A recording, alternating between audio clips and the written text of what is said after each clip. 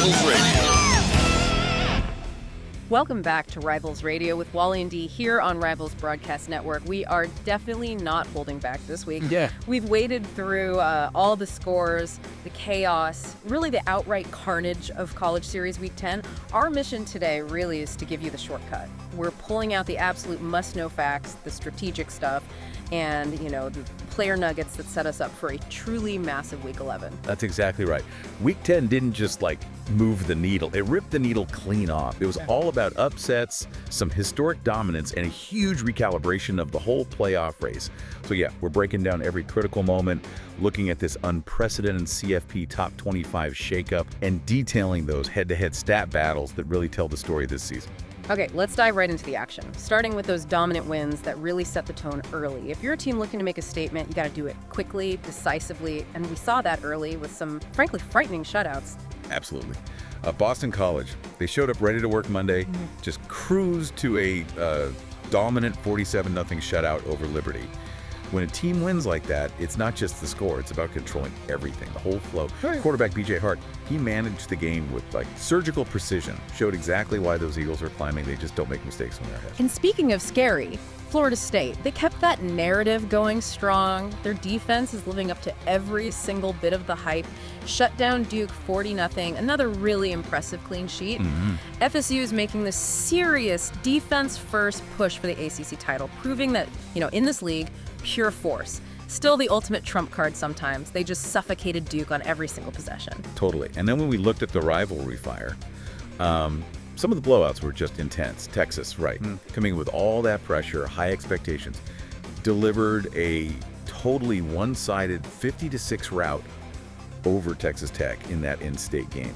That's the kind of margin the CFP committee notices. It shows control, depth, and just a willingness to step on the throat of a rival. That performance alone really established their credibility for that top spot. It certainly gave them validation, yeah. Meanwhile, over in the Big Ten state battle, Ohio State against Cincinnati, that started like a proper slugfest. It was close through the half, but then we saw classic second-half adjustments from the Buckeyes. Right. They just piled on the points, pulled away for a pretty decisive 45-23 win in the end. What's important there, I think, is that ability to adapt mid-game. You can pretty much rely on Ohio State to figure out a defense and finish strong when it counts. Okay, so now, here's where the chaos really, truly erupted. The biggest shockwave of the week, no question. The reigning #1, Clemson, visibly struggling against #7, Notre Dame.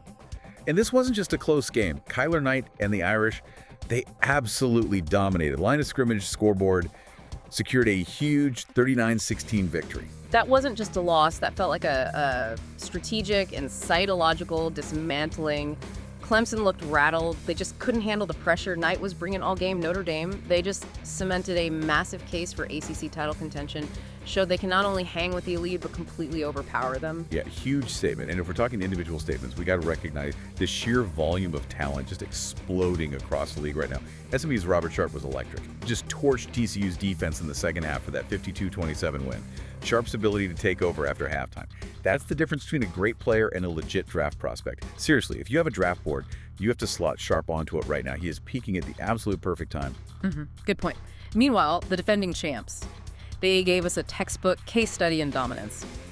#3, Michigan just obliterated Buffalo, 66-7. And who was the engine behind that demolition? Halfback Keon Hunter put up a gargantuan 280 rushing yards and 4 touchdowns. Incredible number. That level of production in one game is practically unheard of. It speaks to, perfect execution by the O-line and just generational talent in the backfield. What's fascinating, though, is that despite all that one-sided dominance, maybe the game with the most dramatic implications was Maryland at Nebraska. Yeah. Nebraska had the lead, they had the momentum home field, but Maryland just refused to die. Dropped 21 unanswered points in the fourth quarter for a stunning 35-26 win. Wow. That kind of turnaround, that's a perfect illustration of psychological endurance. Just a team that decided, nope, we're seizing this victory in the final minutes. And all that chaos fed immediately into the CFP ranking shakeup for Week 11. It's exactly what the committee looks for, right? Validation and, punishment. Exactly. The validation definitely came for Texas. They jumped to #1, overtook the field. Their decisive win against a rival, clearly rewarded. But look at the massive climbs right below them. SMU and Notre Dame both rode those high-profile wins to jump 4 spots each, landing at #2 and #3. Big jumps. Yeah, it shows the committee really values a statement win against a ranked opponent, especially this late in the season. In the punishment, swift and severe for Clemson. They suffered the biggest fall, plummeting 7 spots all the way down to number 8. Ouch. Losing as the number 1 team always guarantees a steep price. Of falling that far, it signals the committee saw some real strategic vulnerabilities exposed by Notre Dame. This also brings us to the kind of the quiet risers, the teams benefiting from just sustained performance. Florida State jumped 5 spots to number 18, purely on the strength of that scary defense and their second shutout. Alabama climbed 4 spots to 19. Boston College and Arkansas both moved up 4 spots as well. Momentum is everything late in the season, and these teams have that consistency the committee loves to see.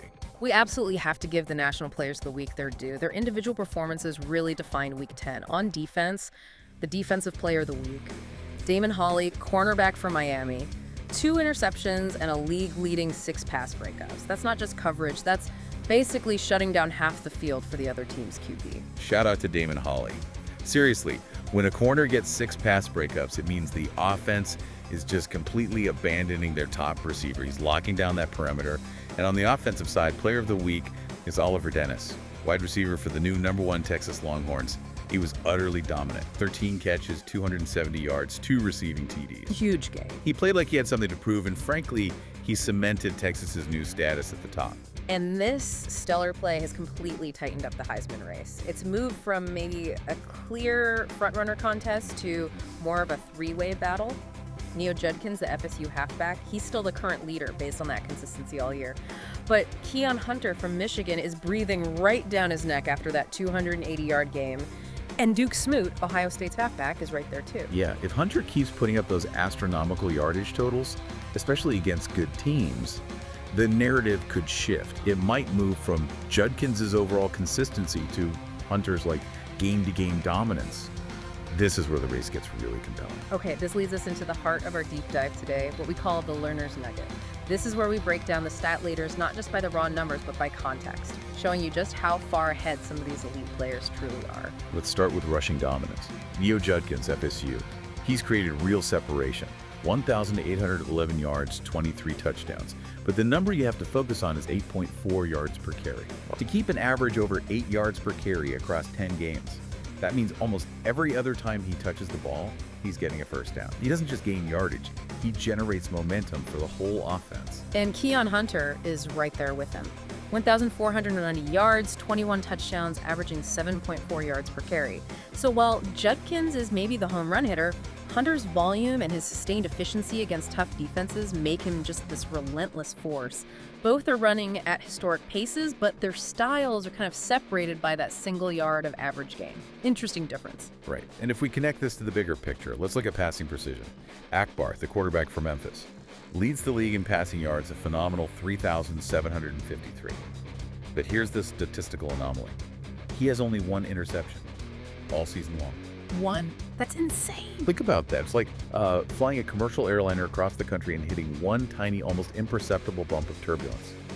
That level of efficiency changes how defense can even attack him. They simply cannot rely on forcing turnovers. And yet, Carlos Lord from Arkansas is tied for the league lead with 32 touchdowns. So Lord might take more risks, maybe, but his payoff is massive. When you look at those stats side by side, it really reveals the 2 ways to win through the air. Flawless efficiency versus high risk, high reward scoring. Different paths to success. Then on the defensive side, we're seeing absolute destruction from Florida State's Bubba Williams. He leads the league with 19 sacks and 28 tackles for loss. 19 sacks? To put 19 sacks in context, some entire teams don't break 20 sacks in a whole season. Bubba Williams is single-handedly forcing opponents to change their protections, audible their whole game plan, maybe abandon entire sides of the field. His pressure just dictates the terms of engagement. 19 sacks. It's just unprecedented. And then there's that defensive anomaly at corner. Lockheed of North Carolina leads the league by a huge margin with 11 interceptions. 11. That means quarterbacks are just not calculating his presence correctly, or maybe they're being forced into throws they should never make. He's like a gravitational pull for bad passing decisions. That kind of playmaker changes defensive strategy completely. And those numbers lead us right into Week 11, which is absolutely packed with major rivalries and conference clashes where validation is definitely required. Let's look at this must-watch slate, because this is where these new rankings get tested immediately. We start with Rivalry Monday. Number 24 Michigan State heads to number 5 Michigan, the defending champs hosting an in-state rival who just snuck into the rankings. Can Michigan State slow down that relentless power running of Keon Hunter? That's the key question for me. Definitely. Then we hit the midweek mega clashes that'll directly impact the Big Ten race. Wednesday brings number 22 Iowa to number 9 Ohio State. Iowa's defense is always stout. This is a crucial test for Duke Smoot's Heisman hopes and Ohio State's playoff stability. Also on Wednesday, we see Louisville travel to number 8 Clemson. This is the ultimate bounce-back game scenario. The question is, can Clemson psychologically recover from that massive home loss?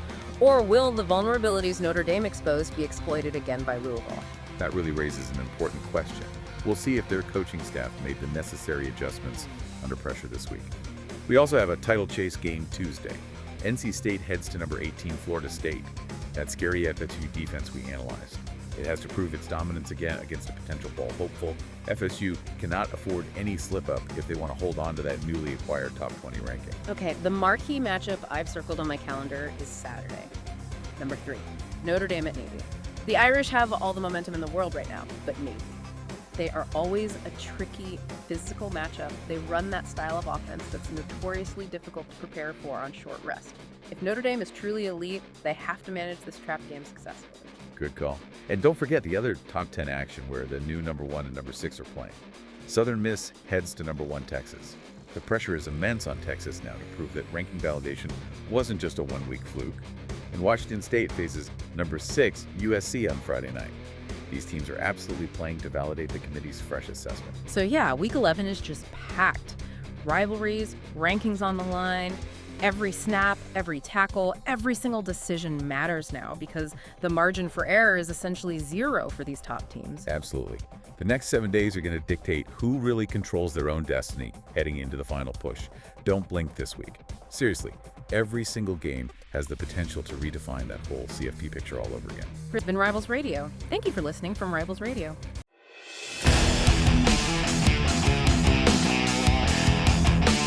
It's Rivals Radio.